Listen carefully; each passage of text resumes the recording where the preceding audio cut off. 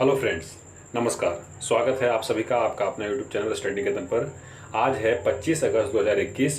तो देखेंगे आज के बेस्ट करंट अफेयर। पहला आर्टिकल मिनिस्ट्री ऑफ कॉपरेशन से रिलेटेड है। ध्यान रहे कि ये एक न्यूली बनाया हुआ मिनिस्ट्री है जी, कोऑपरेटिव मूवमेंट को स्ट्रेंथन करने के लिए देश में। और इसके मंत्री हैं कौन? अमित शाह, ठीक है, जो होम मिनिस्टर भी हैं। तो अभय कुमार सिंह को, जो कि एक आईएएस ऑफिसर हैं 2004 बैच के, बिहार कैडर के, इनको ज्वाइंट सेक्रेटरी इस मिनिस्ट्री में यानी मिनिस्ट्री ऑफ कॉपरेशन में नियुक्त किया गया है। तो ये आपके लिए इम्पॉर्टेंट है क्योंकि ये पहली बार ऐसा हो रहा है। ये नए एक तो मिनिस्ट्री बनी है और उसका ये ज्वाइंट सेक्रेटरी बने हैं जी। ये रहेंगे साथ, इनका टेन्योर 7 ईयर यहाँ लिखा है, टेन्योर 7 ईयर के लिए किया गया है। तो आपको याद रखना है। इनका ये फोटो देखिए, यही हैं जिनको ज्वाइंट सेक्रेटरी बनाया जाएगा। अगला आर्टिकल है फोरम फॉर डीकार्बोनाइजिंग ट्रांसपोर्ट। भैया नीति आयोग और वर्ल्ड रिसोर्सेज इंस्टीट्यूट WRI ने मिलकर के ज्वाइंटली लॉन्च किया है forum for decarbonising transport in India. तो ध्यान रहे, और नीति आयोग इसके इम्प्लीमेंटिंग पार्टनर है जी इंडिया के लिए। CHG यानी green house gas transport sector में कम करने के लिए ये पहल किया गया है।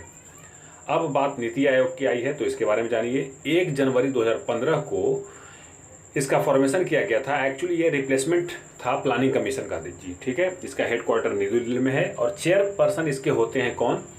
जो भी प्रधानमंत्री होते हैं। तो अभी प्रधानमंत्री नरेंद्र मोदी हैं तो वही इसके चेयरपर्सन हैं। अमिताभ कांत इसके CEO हैं जी। अच्छा, साथ में अब वर्ल्ड रिसोर्सेज इंस्टीट्यूट के बारे में भी जान जाइए। तो उसका हेडक्वार्टर वाशिंगटन DC में है। वाशिंगटन DC में वर्ल्ड बैंक और IMF के भी हेडक्वार्टर है जी। वर्ल्ड रिसोर्सेज इंस्टीट्यूट का फाउंडेशन हुआ था 1982 में। जेम्स पेथ ने इसके फाउंडिंग किए थे जी। ऑपरेशन देवी शक्ति नेक्स्ट आर्टिकल है। तो मिनिस्ट्री ऑफ एक्सटर्नल अफेयर ने ये ऑपरेशन देवी शक्ति के तहत अफ़गानिस्तान में जो भी इंडियन फंसे हुए हैं उनको वहाँ से इवैक्यूएट करना है जी, निकालना है। और इसका नाम दिया है इन्होंने ऑपरेशन देवी शक्ति, ठीक है। ये जो विदेश मंत्री हैं S जयशंकर हैं, उन्होंने ट्वीट के जरिए ये बात बताई। अगला आर्टिकल है world athletics अंडर-20 championship.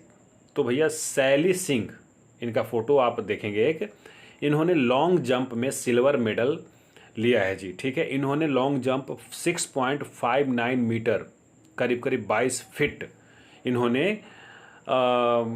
Long jump किया है जी, ठीक है। हाई जंप तो थोड़ा डिफ़िकल्ट होता है। 1 सेंटीमीटर से सिर्फ कम रह गए। अगर 1 सेंटीमीटर ज़्यादा कर गए होते तो इनको गोल्ड मेडल मिल जाता जी, ठीक है। स्वीडन के माजा अस्काग ने गोल्ड मेडल जीता है। इनसे सिर्फ 1 सेंटीमीटर ज़्यादा उन्होंने छलांग लगाई। शैली सिंह तीसरे मेडल इंडिया के लिए दिलाए। इससे पहले मतलब ब्रोंज मेडल जीते थे कौन? मिक्स्ड टीम में 400 के जो रिले रेस होता है उसमें, 400 मीटर के 4 रिले रेस होता है उसमें ब्रोंज मेडल जीता था। और Amit Khatri 1000 meter race walk में इन्होंने सिल्वर मेडल जीता था जी।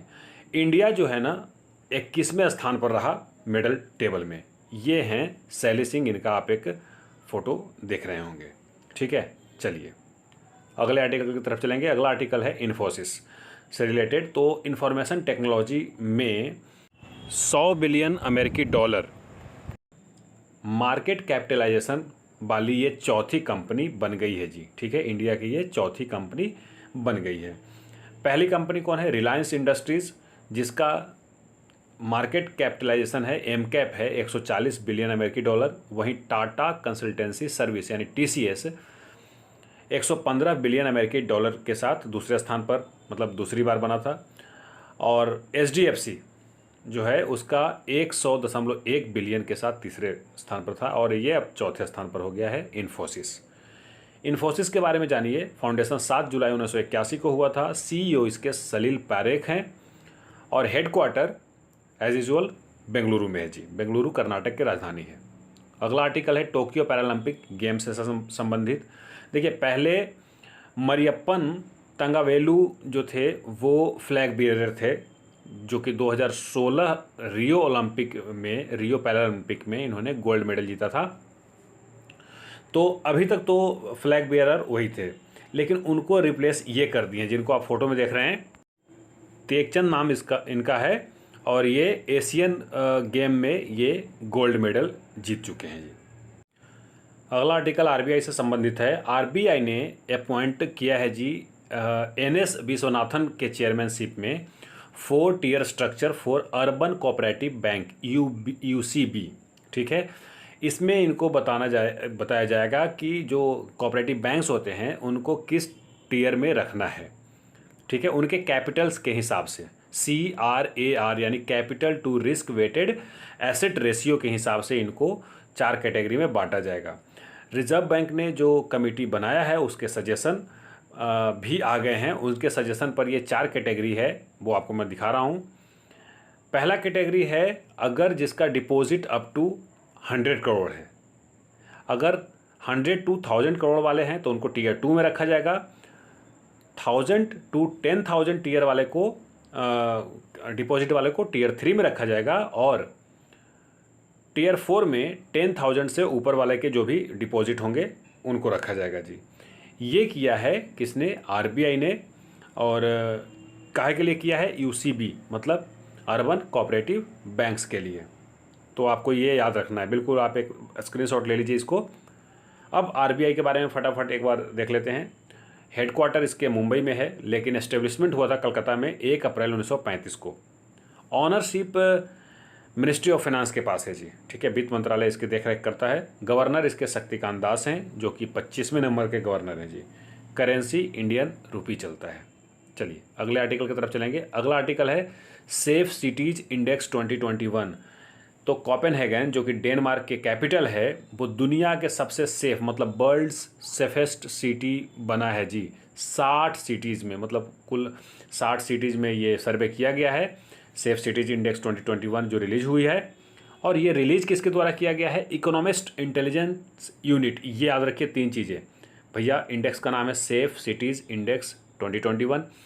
टॉप किया है कोपेनहेगन जो कि डेनमार्क की कैपिटल है। किसने इसको बनाया है मतलब जारी किया है? इकोनॉमिस्ट इंटेलिजेंस यूनिट EIU द्वारा।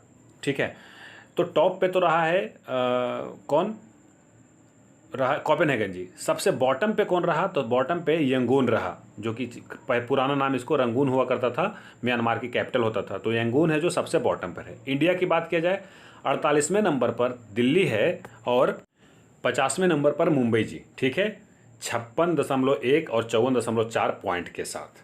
82.4 पॉइंट है किसका? डेनमार्क की कैपिटल कोपेनहेगन के। ये 10 सिटीज़ है जी। टॉप 10 है Copenhagen, Toronto, Singapore, Sydney, Tokyo, Amsterdam, Wellington, Hong Kong, Melbourne और स्टॉकहोम। ये टॉप 10 सिटीज़ हैं।